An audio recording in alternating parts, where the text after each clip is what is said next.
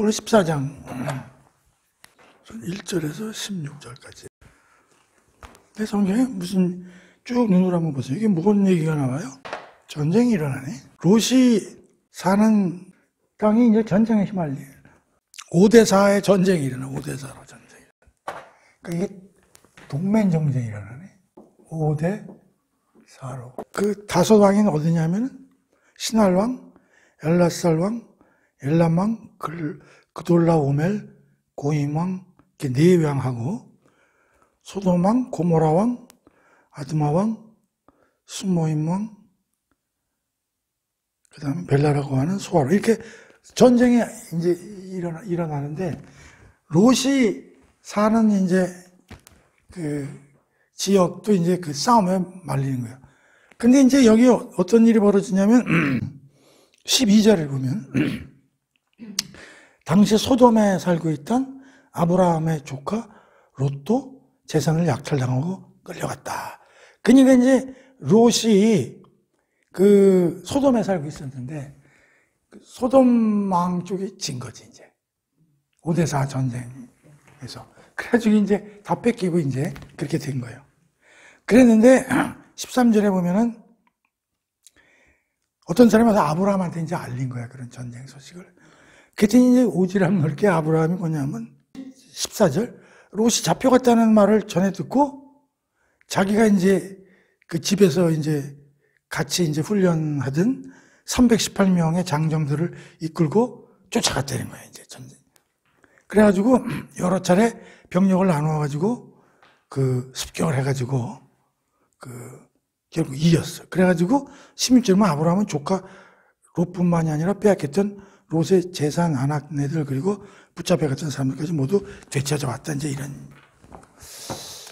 그럼 이걸 가지고 뭘 공부할까? 여러분 공부할 게 별로 없을 것 같죠?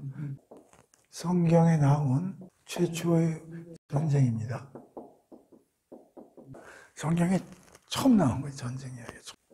우리 보통 아브라함, 보통 몇 년도 사람으로 우리가 보통 추정을 한다 그랬죠? 2000에서 2100 정도. 우리나라 고조선이 BC 얼마예요? 2333. 학교 좋은 애들 안 나온 모양인데, 서기하고 단기하고 이렇게 바꾸려면 어떻게 돼? 서기에다가 2333을 더하면 되는 거야. 그러니까 2022에다가 2333을 더하면 553. 우리나라는 4355년의 역사를 가지고 있다. 왜냐면 우리 고조선. 근데 그거 잘못했다 그랬죠? 이련이라는 놈이 삼국유사에 고조선을 그 신화로 만들어가지고, 신화가 아니라 뭐라 그랬어요? 팩트인데 그걸 신화로, 우린 이미 그 이전부터 우리나라 역사는 존재하는데, 그 4000년 역사로 우리나라 역사를 축적해버린 거죠. 누가? 이련이라는 똘중이. 어쨌든. 사람들이 또 이걸 가지고, 야, 이거 진짜야, 가짜야. 항상 전쟁에 나오면 진짜야, 가짜야. 그러니까 성경은 참 재밌는 게, 공격하는 사람도 가짜로 의심을 많이 하고, 또 그것도 디펜스 하는 애들도 많아. 참 성경이, 하나님이 디펜스 하는 놈들도 이렇게 센스를 만들어 놓듯이, 하나님이 누가 공격하면 항상 그 디펜스 하는 놈들도 하나님이 되게 만들어 놓으시는 것 같아요. 하나님 대단하시죠. 그래서 내 자료를 찾아봤어. 내가. 그랬더니 이런 얘기가 나오네. 1974년하고 76년도, 1974년, 76년, 지금부터 한 50년 전에 시리아의 델마르디크 지역 이라는 데가 있는 모양이에요. 지금 난 안 가봐서 모르겠는데. 그게 이제 고대 그 에불라 지역이라고 그러는데, 여기서 이제 약 2만여 개의 서령 문자판이 발견이 된 거야. 그러니까 그 당시 문자로 막 기록을 한 그런 6만, 8만 대장경 같이 막 2만여 종의 발굴이 된 거야. 그 당시 글로 쓴 게 1974년, 76년에. 근데 거기에 고대 족장들의 이름하고 도시 이름들이 쫙 써 있는 거야. 근데 이 성경에 있는 이 내용하고 똑같아. 그래서 여기 5개의 도시 이런 이름들이 순서까지 똑같이 다 이렇게 쓰여 있었다는 거예요. 참.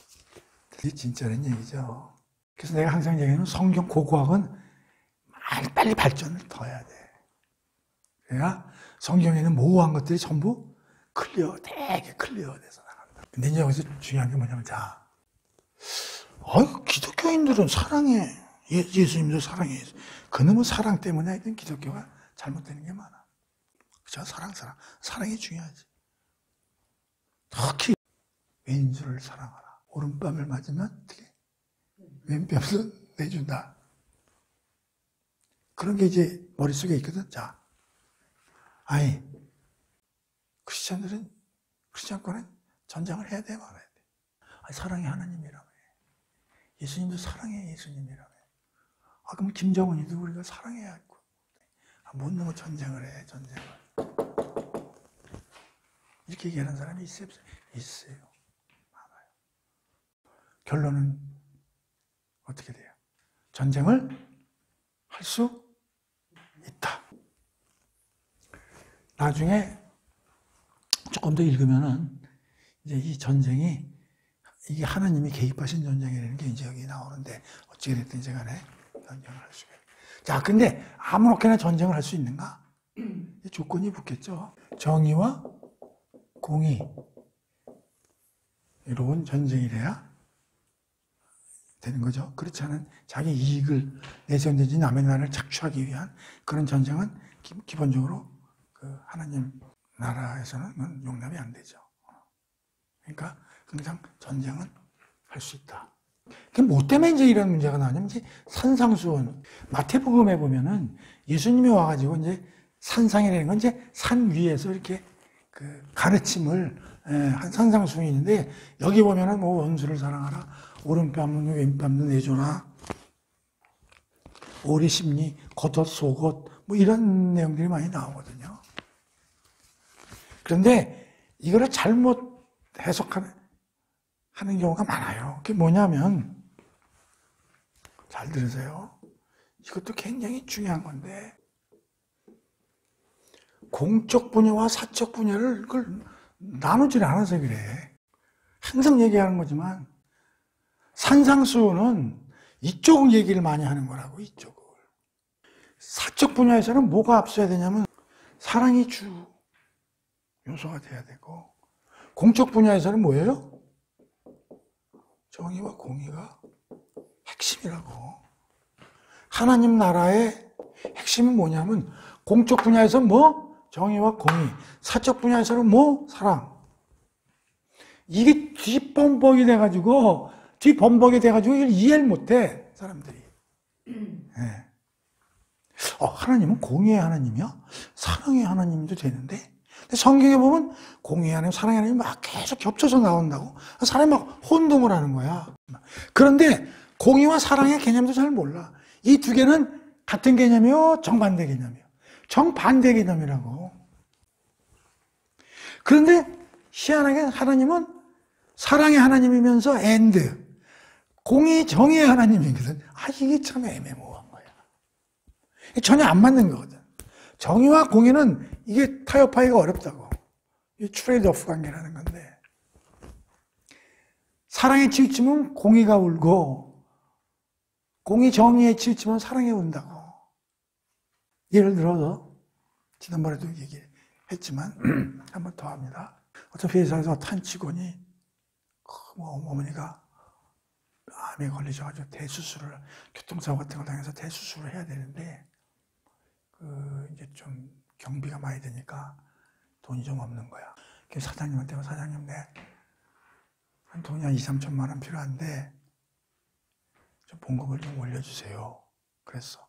사장님 얘기 들으니까, 사장이 딱하거든. 그렇게 해주고 싶어. 그래서 만약에 그걸 해줬다고 쳐. 그럼 어떻게 돼? 자, 보세요. 한 직장에서 이 사람하고 거의 비슷한 일을 하는데, 얘는 지금 5천만 원 받았는데, 얘 갑자기 2천만 원 올려주면 얘는 7천만 원 받고 얘는 5천만 원. 말이 돼요? 그럼 얘가 일하겠어요? 기분 나빠서? 안 되죠? 올려주지 못합니다. 그게 공의고 정의. 그게 정이요. 독선은 똑같이 받아야지. 그런데 안타까워. 그때 어떻게 사장님이 그날 저녁에 병원에 가.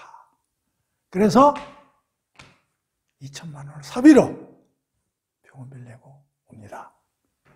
그 사장님의 행위는 뭐요? 사랑이라고.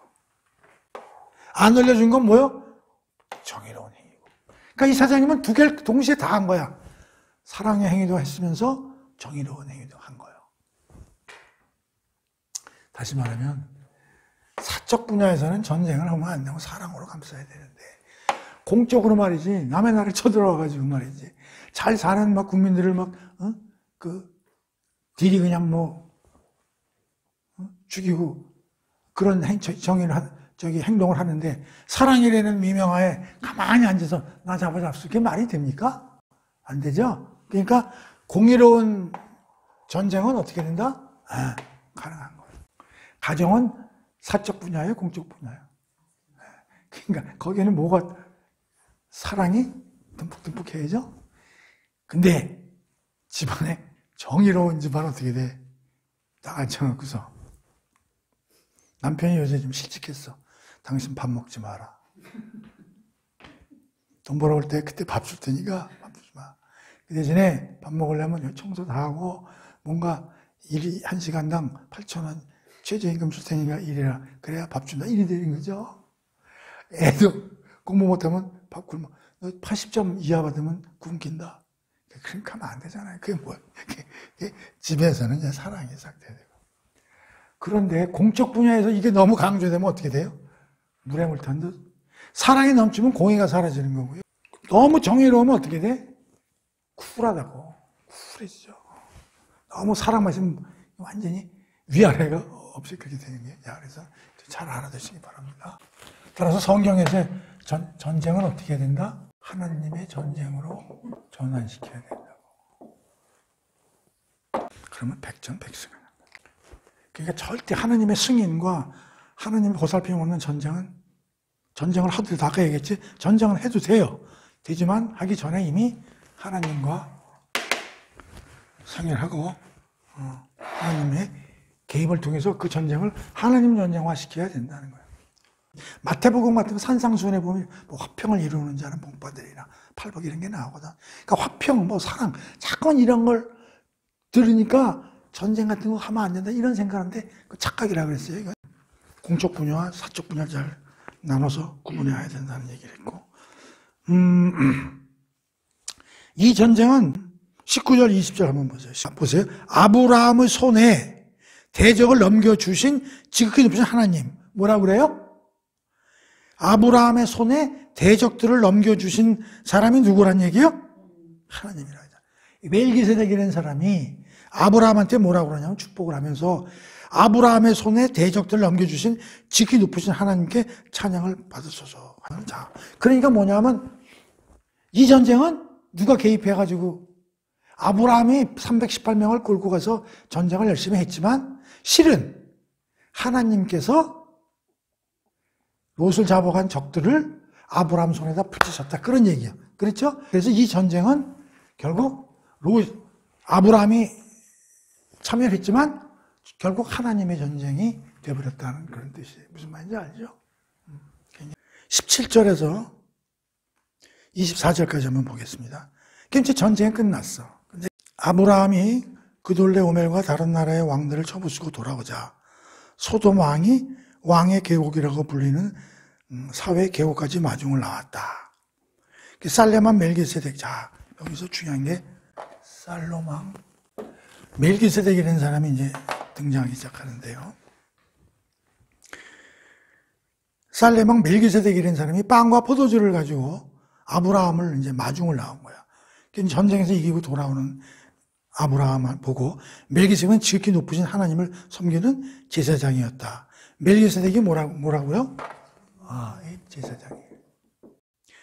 축복을 내리는데 뭐라고 그러냐면 하늘과 땅을 지으신 하나님, 지극히 높으신 하나님 아브라함에게 복을 주시옵소서. 이렇게 이제 축복을 내리고 그걸 들은 아브라함은 손에서 대적들을 넘겨주신 지극히 높으신 하나님께 찬양을 받으소서. 아브라함은 자기가 되찾은 전리품 중에 10분의 1을 멜기세덱에게 주었다. 자, 축복을 해준단 말이에요. 그때 이제 아브라함은 획득한 그 재물의 10분의 1을 누구한테 줬다는 거야? 멜기세덱한테 줬다는 거야. 이 멜기세덱이라는 사람이 나오는데, 이게 나나기절이야, 이게. 또 뭐가 등장했어요? 갑자기 멜기세덱이 나와가지고 아브라함한테 축복을 내리고. 제사장이래. 아브라함은 자기가 가지고 있는 전리품의 10분의 1을 멜기세덱에게 드린단 말이에요. 그럴 것이요. 그런데 멜기세덱이라는 얘기가 딱 두 군데서 얘기가 나와. 그게 뭐냐면, 자, 시편 110편 4절하고요. 히브리서 6장 8절에 딱 나오는데요. 딱 두 군데 나오는데요. 자, 110편 4절에 내가 한번 읽어볼게요. 110편, 주께서는 내 주를 두고 맹세하시기를 너는 멜기세덱의 계통을 따르는 영원한 제사장이다 하셨으니 주님이 그 마음은 변치 않으실 것입니다. 여기서 주가 두 번 나오는데요. 여기 앞에 주는 하나님이고요. 뒤에 주는 예수님이에요. 여기서 뭐라고 그러냐면 이 얘기예요. 예수님은 뭐예요? 멜기세덱의 계통을 따르는 영원하신, 그러니까 예수님을 이렇게 정의하는 거예요. 뭐라고요? 멜기세덱의 계통을 따르는 영원하신 제사장이 예수님이다. 그런 얘기예요. 그래서 시편에서 멜기세덱의 이름이 딱 한 번 나와요.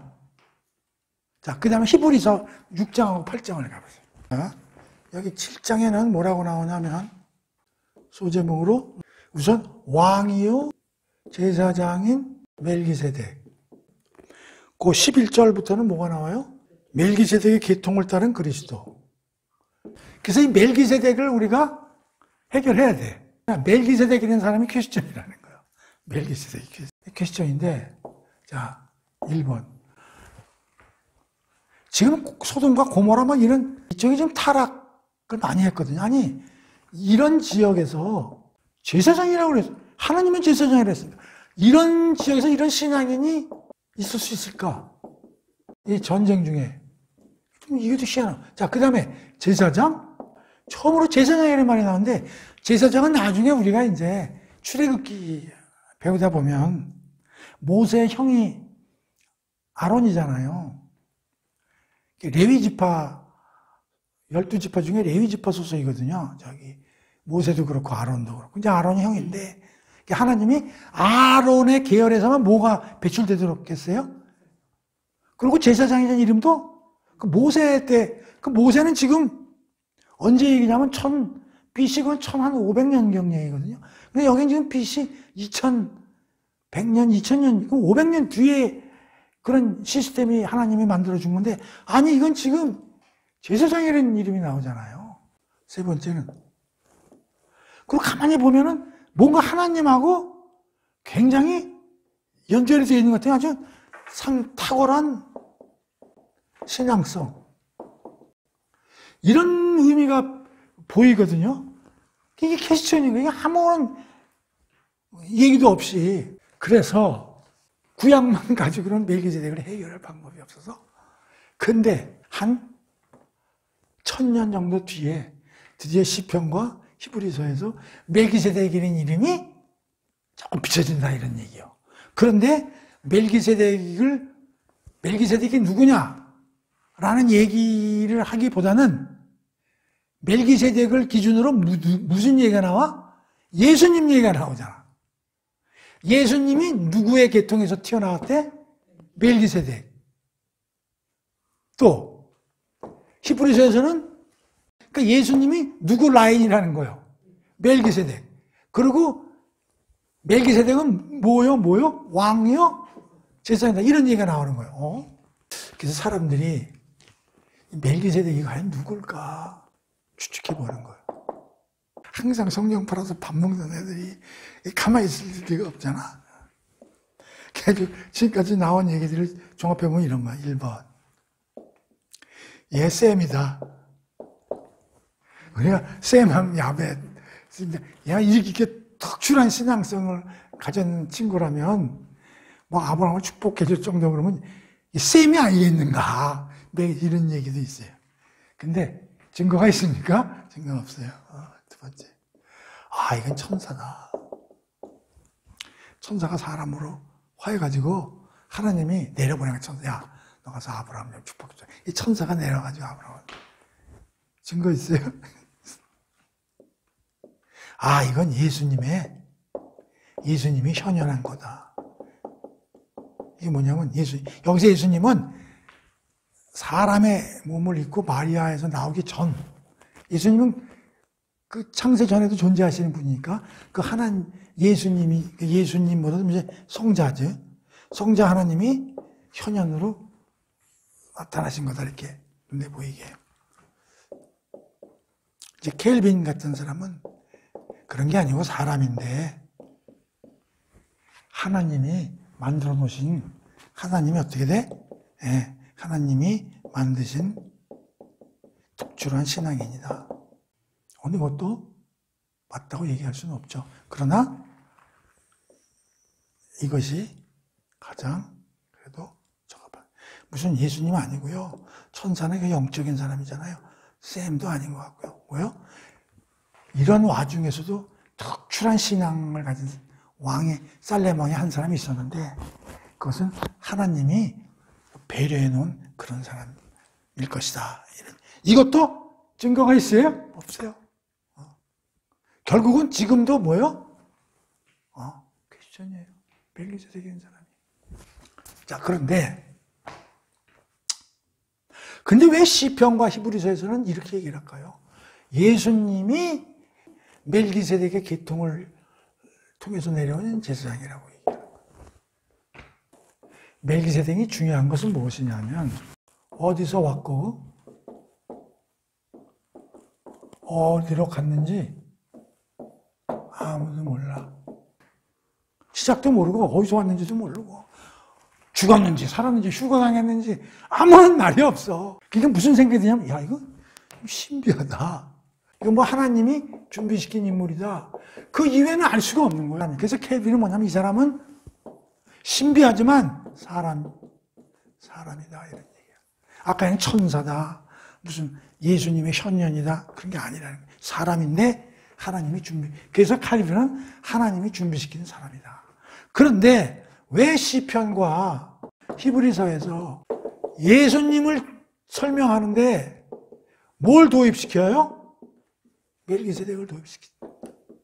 다시 말하면 멜기세덱을 설명하기보다는 예수님이 누군가를 설명하는데 누구를 끄집어와?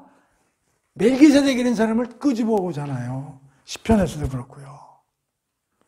그런데 잘 보세요. 예수님은 세 개 직분을 갖고 계세요. 이스라엘에서는 기름 부은 자라는 게 있거든. 기름 뭐요? 기름 부은 자. 기름을 부어. 딱 세 사람한테만 기름을 부어. 이스라엘. 그 세 명이 누군지 아세요? 1. 왕. 왕이 될 사람한테 기름을 붓는다고. 두 번째는 누구예요? 제사장한테 기름 부어요. 또 메시아. 구원자요. 그래서 예수님은 왕이요, 제사장이요, 메시아, 그리스도. 메시아라는 게 그리스도래요. 그런데 여기 뭐가 나와요? 제사장. 그 제사장이 뭐예요? 사람들이 제사장하고 저걸 잘 몰라. 선지자. 여기가 하나님이 이렇게 있고요. 여기 우리가 이렇게 있어요. 하나님으로부터 우리한테 오는 게 누구예요? 선지자예요. 우리 쪽에서 하나님한테 가는 게 뭐예요? 제사장이에요. 방향이 다릅니다. 선지자는 누구냐면 하나님의 대변인이라고 보면 돼요. 그러니까 선지자의 역할은 뭐냐면 하나님의 말씀을 대리로 전하는 사람이 선지자야. 성경에 선지자가 많이 나오잖아요. 선지자서 해가지고 이사야, 예레미야, 에스겔, 다니엘. 선지자는 뭐라고? 어디에서 어디로 오는 사람이라고? 하나님 쪽에서 우리한테 와. 그럼 우리한테 와서 뭘 해? 선지자는 하나님의 말씀을 전달해 준다고. 제사장은 사실 이렇게 하는 거야. 우리 쪽에서 하나님한테 가서 예배하고 하고 하나님 만나고 그래서 우리의 그 어려움을 하나님한테 구하고 하나님께서 답을 받고 무슨 말인지 알죠? 이렇게 생각하면 편하죠? 그러니까 제사장은 우리 쪽에서 하나님한테 가는 거고 선지자는 하나님 쪽에서 우리한테 오는 사람이다. 그런데 예수님이 마리아의 옷을 입고 내려오셨잖아요. 신약에서. 예수님은 하나님의 아들이지만 인간의 탈을 쓰고 내려오셨단 말이에요. 근데 그 예수님이 뭘 하시냐면 제사장 노릇을 하는 거예요. 우리를 대변해서 하나님한테 기도도 하고 우리를 구원해 주십시오 하나님께 기도도 하고 또 하나님의 뜻을 받아서 생활도 하고 우리한테 그걸 전달해 주고. 그런데 제사장은 가만히 보면 누가 제사장이라고 그랬어요? 아론의 후손들이죠. 누가 이렇게 말했어요? 모세를 통해서 하나님이 이스라엘의 제사장은 아론의 후손들로 해라 이렇게 돼 있잖아. 그런데 예수님도 제사장이잖아요. 그러면 이거하고 이걸 비교해봐. 그러면 아론의 후손이 제사장이고 예수님이 잘못하면 누구의 후손의 제사장이 될 수도 있어. 인간으로 태어나서. 아론의 후손으로서의 제사장이 될 수도 있잖아요. 근데 인간은 오염돼 타락했어요? 안 타락했어요? 모든 인간은 타락했잖아요. 타락은 다시 말하면 오염된 사람이죠. 그러면 예수님의 제사장의 포지션이 레위 지파로부터 내려왔다고 가정을 해버리면 오염된 사람한테서 내려온 게 돼버리잖아요. 그러니까 이게 설명하기가 어려운 거예요. 그래서 히브리서 저자나 시편에서 어떻게 누굴 끌고 온 거야? 멜기세덱을 끌고 온 거라고요. 멜기세덱은 가만히 보니까 어디서 왔다고 어디로 가는지도 모호한 거예요. 그 모호한 걸 뒤집으면 신비한 거예요. 그런데 하나님의 제사장이라고 표현해가지고 그러니까 오염이 안 된 사람으로 상징을 시키는 거예요. 그래서 예수님은 그 멜기세덱의 반차 계통에서 나온 제사장이다 이래 설명을 하는 거예요. 그래야 어디서 벗어날 수가 있어요. 아론의 오염된 데서 나온 라인으로서의 제사장의 포지션이 아니다 라는 걸 얘기하기 위해서 누굴 끌고 온다? 멜기세덱을 끌고 오는 거라 이런 얘기예요. 좀 어려운데요. 멜기세덱은 한마디로 모호한 인물입니다. 그렇죠? 그러나 어디로 왔다 어디로 갔는지 전혀 모르는 상황이에요. 그렇기 때문에 예수님을 그 멜기세덱의 계통을 따라서 내려온 유일한 제사장으로 히브리서 시편에서 이렇게 평가를 하고 있는 겁니다. 오케이? 따라서 우리가 멜기세덱에 대해서 구체적으로는 알 수가 없지만 이 성경 기초를 통해서 우리가 멜기세덱이 어떠한 상징성을 가지고 있는 것은 우리가 추측해 볼 수 있다는 거예요. 지금 멜기세덱이 여기서 뭐라고 설명을 하고 있냐면 살렘왕이라고 그랬죠? 또 이 멜기세덱이라는 이름이 어떤 뜻을 갖고 있냐면 의왕이라는 뜻을 갖고 있어요. 의로운 왕이라는. 그 살렘이라는 것도 지역 이름이면서도 국가 이름이면서 살렘은 뭘 뜻하냐면은 평화라는 뜻. 다시 말하면 살렘왕 멜기세덱이라는 뜻을 가지고 보면 멜기세덱이라는 사람은 의의 왕이면서 평화의 왕이다 이런 뜻으로 추측할 의미를 부여할 수가 있다는 얘기예요. 따라서 이거는 그리스도의 모형으로서의 상징성을 부여할 수 있다 그런 얘기예요. 왜냐하면 멜기세덱은 그리스도의 그러니까 여기 멜기세덱이 있으면 여기서 예수가 내려왔다고 성경에서 평가하고 있기 때문에 그런 거예요. 그리스도의 모형이죠. 왜냐하면 그리스도를 정의하고 설명하기 위해서 멜기세덱을 갖다가 끌고 왔기 때문에. 그런데 재미나는 게 뭐냐면 여기 이제 멜기세덱이 있고요. 아브라함이 있어요. 멜기세덱은 아브라함에게 축복을 내렸죠. 떡과 뭘 갖고 왔어요? 폿을 갖고 와서 축복을 이 떡은 상징성이 뭐냐면요. 생명이에요. 생명의 떡 이런 성경에 많이 있습니다. 포도주는 기쁨이라는 뜻이고요. 그리고 아브라함은 어떻게 돼요? 10분의 1, 11조를. 그러니까 뭐냐면 이게 처음 만나는 사람들 아닙니까? 멜기세덱하고 아브라함. 그런데 떡과 포도주까지 준비해서 축복을 내리고요. 아브라함도 그걸 딱 느끼고 저 사람 비범한 사람이다. 그걸 알고 11조를 갖다가 딱 갖다가 감사, 축복을 했으니까 거기에 대한 감사의 예물로 준단 말이에요. 그래서 신학자들은 또 이렇게 얘기하는 거죠. 이걸 뭐라고 그래요? 스피리추얼이 뭐예요? FRI, friendship. 영적 교류죠? 영적 친구. 우리 기독교인들은 뭘 해야 돼? spiritual friendship, 비즈니스를 하더라도 spiritual 비즈니스 해야 돼. 영적 교제. 그러니까 두 사람은 이미 하나님을 딱 위에다 놓고 서로 축복하고 격려하고 서로 축복 감사의 선물을 드리는 영적인 교류와 축복을 하고 있다는 얘기. 그러니까 우리 인간도 기독교인이면 이걸 해야 돼. 스피리추얼. 근데 우리 교회에서도 스피리추얼 비즈니스를 하는 게 아니라 뭐래? 상업적 비즈니스를 하죠. 교회 가가지고도요. 교회 예를 들어서 교회에 건물 하나 짓는다 그러면 거기 건축업자 사장이 있으면 이거 땡 잡은 거죠. 목사님 우리가 지어줄게요. 그래서 옛날에 강남에 장로 되는데 3억에서 5억이었죠. 왜냐하면 그 예산이 어마어마하니까요. 그러니까 우리 사실 교회 다니다 보면요. 벌써 몇 번 만나고 아주 영적인 신앙의 깊이를 금세 우리 나 같은 경우 이제 금세 체킹이 되면서 몇 마디 해보면 저건 날떨이구나. 저 사람 좀 괜찮다. 이제 금세 알 수 있어. 상업적 냄새가 푸푸하는 사람들이 얼마나 많아. 그 멜기세덱이 상징성 그리스도의 모형이라고 그랬는데요. 그게 왜 그런지 조금 더 구체적으로 들어가 보겠습니다. 이 세상에서요, 아까 기름 부음을 왕, 제사장, 메시아, 세 명한테 기름 부음을 준다고 그러던데요. 이스라엘에서는요, 왕하고 제사장이 구별됩니까? 합쳐집니까? 구분되죠? 절대 두 개를 한꺼번에 주지 않습니다. 그런데 여기서 멜기세덱은 뭐예요? 왕이면서 제사장이라고 나오잖아요. 왕이 제사장을 겸직이죠.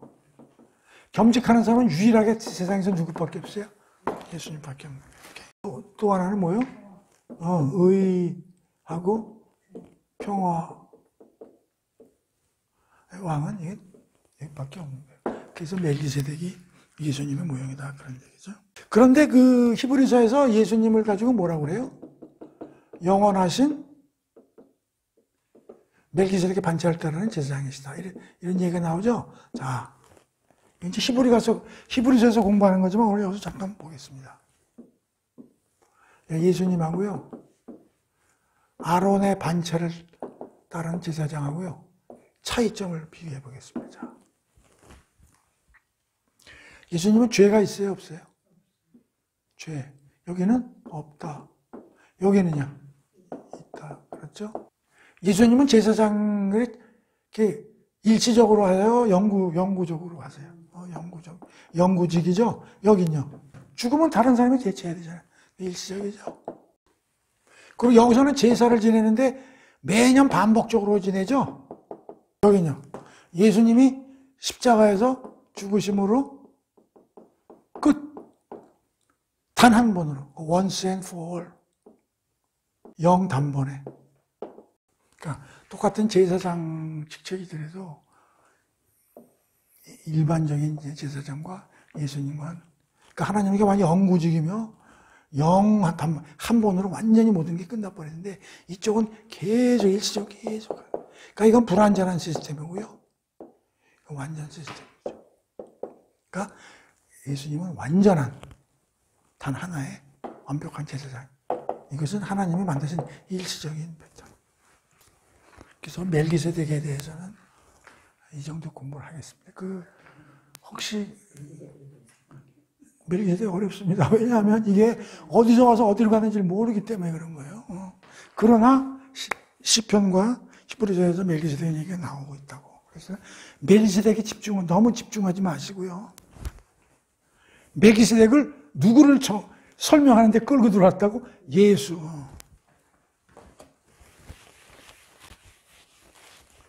그래서 멜기세덱이 후손인데 멜기세덱이 의의 왕, 평화의 왕 아니야. 그렇죠? 그 하나님의 제사장으로서의 그 얘기를 갖고 있기 때문에, 예수님이, 그래서 예수님하고 연결시킬 때도 전혀 무리가 없는 상징성을 가지는 거예요. 21절 좀 봅시다. 그 다음에 소돔 왕이 아브라함에게 말했다. 대체자원 전리품은 모두 가져다 줬어. 그러니까 네가 가진 물질은 네가 가져라. 그런데 그 사람들, 네가 잡은 사람들이나 성에 있는 사람들은 나한테 좀 돌려줬으면 좋겠다. 이렇게 제안을 합니다. 아브라함이 대답했다. 하늘과 땅을 지으신 하나님, 지극히 높으신 주 하나님께 내가 맹세합니다. 나는 당신의 것을 어느 하나라도 차지하지 않을 것이요. 시루라기 하나, 신발 매는 것 하나도 취하지 않을 것입니다. 왕께서 내가 아브라함을 부자되게 했다고 말씀하지 않도록 할 것입니다. 나는 다만 내가 거느리는 젊은이들이 먹은 것만은 챙길 것이요. 나와 동생을 맺고 같이 싸우러 간 사람 아넬과 에스굴과 마므레의 목은 챙길 것이요. 그들에게는 그들의 몫을 주도록 해주십시오. 자, 소돔왕의 제안을 합니다. 두 가지 제안을 하죠. 뭐냐? 물건은 가져라. 사람은 돌려보내라. 이런 제안을 하죠. 그런데 여기에 대해서 아브라함이 어떻게 그 반응합니까? 모두 가져가라. 돈도 물질도 반납하겠다. 이거죠? 그렇죠? 벌써 있잖아. 자, 그럼 여기서 살렘왕 멜기세덱과 소돔왕의 비교도 가능합니다. 자, 지금 소돔왕은 세상적 제안인 거예요. 세상적. 야, 물건을 네가 가져가. 그럼 너는 부자 되고 좋잖아. 그리고 사람을 돌려주면 너는 만인한테 또 칭송을 받아. 야, 아브라함은 말이야. 사람도 돌려줬어. 그럼 너는 부와 명예, 칭송을 받는다. 기가 막힌 제안이죠. 아니, 사람 아브라함도 300명 이상 되는 병력이 끌고 갔는데, 애들도 많은데, 괜히 애들 데리고 가봐야 또 먹이기도 어렵고. 그래서 사람들, 옛날은 전쟁하면 다 이기면 어떻게 돼요? 그 노예잖아요. 노예를 쓸 수 있지만, 야, 역시 아브라함은 대단한 사람이야. 돈도 벌고, 명예도 얻고, 일석이조 아니냐. 이런 엄청난 멋있는 제안을 하는 거죠. 읽어야 어떻게 합니까? 아브라함이 거절하죠. 왜? 내가 돈을 가져가면 언젠간 네 입으로 아브라함은 내가 그거 줘서 제가 지금 이렇게 부자 된 건 누구 덕이요? 소돔왕이 내 덕이야 라고 시부가 다닐 거라 이런 얘기요. 그런데 아브라함은 내가 이렇게 부자 된 건 지금 누구의 힘으로 이렇게 좀 돈을 번 거요? 하나님. 어디 하나님의 은혜로서 내가 얻은 아우트푸트를 어디 소돔왕이 끼어들어가지고 젓가락 올리려고 그래? 그 과감히 아브라함이 단절합니다. 소돔왕은 철저히 어떤 세상적인 놈이죠. 멜기세덱은 어떻게? 땅과 떡과 포도주를 가져가서 생명과 기쁨, 조이죠? 하면서 축복을 내리잖아요. 하나님을 칭송하면서. 그러니까 이 사람은 신앙인이죠. 철저히 하나님의 사람이죠. 이게 대비가 된다. 그런데 아브라함이 뭐라고 그럽니까? 다른 사람의 몫은 어떻게 된 거예요? 챙겨주죠? 그것도 다 돌려보내지 왜? 아브라함이 또 나는 안 받지만 나의 동맹을 맺고 같이 싸우러 간 사람들의 몫은 조금 주겠다 그런 얘기요. 그럼 좀 말이 다르네. 이게 무슨 뜻이요? 나는 하나님의 은혜로 하나님은 누군가를 알고 하나님이 어떤 분인 걸 잘 알지만 나하고 같이 간 애들은 하나님을 잘 모른다 이런 얘기야. 그러니까 걔네들한테까지도 나름대로의 몫을 내가 뺏는다면 걔네들이 서운해. 야, 너도 나는 하나님의 자녀야. 너도 나하고 똑같이 행동해. 라고 걔네들한테 강압적으로 얘기하지 않았다니. 다시 말하면 신앙은 하나님이 레벨업을 시키는 것이지 내가 강제적으로 회유해서 신앙을 올리는 것이 아니다. 그래서 그들은 그들의 뜻에 맡긴다 이런 얘기야. 그들이 나도 아브라함과 같이 괜찮아요. 하는 놈은 안 받아도 되고 꼭 받겠다 그러면 그런 놈 가져라. 그런 얘기야. 내가 이걸 보면서 느끼는 게 뭐냐면 나도 옛날에 교회 다니면서요. 조금 성경도 모르고 이런 사람들을 저 사람 내가 좀 얘기해서 좀 성경 공부도 좀 시키고 그랬죠. 좀 신앙을 레벨업 시켜. 근데 이 성경 요번에 공부하면서 그 짓은 하지 말아야 되겠다. 신앙을 하나님이 계속 그 레벨업 시키시는 거지. 내가 무슨 대단하다. 내 신앙도 자신 못하는데 남까지 무슨 배려해서 내가 교만이었구만 내서 이런 생각이 들더라. 그건 요번에 처음 공부한 거야. 지난번까지 몰랐는데 요번에 공부하면서 또 요걸 공부를 찾아내서 또 하나 깨닫게 된 거야.